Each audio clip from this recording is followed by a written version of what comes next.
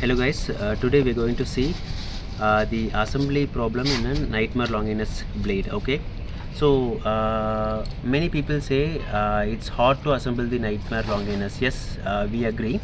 So what's the problem? Just to understand the problem, I am explaining you. This metal portion along with this pink color part is having some friction with this blue color portion, hence it's not rotating smoothly. If that is the case, what you're supposed to do to fix this problem, just hold this transparent portion using your left hand forefinger, thumb finger.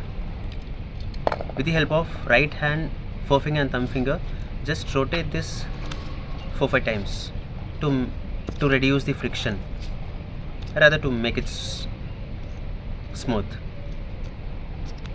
Okay, later keep it like this.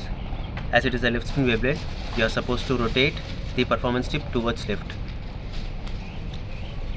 Make these protrusions aligned to this holes and press the performance tip inside. Later you hold this performance tip and the transparent part. See, 3 fingers has hold this performance tip which has pressed against this blue color portion, and I have already hold this transparent part. Now you rotate this pink color portion with the metal with the help of your left hand. Now the blade is assembled.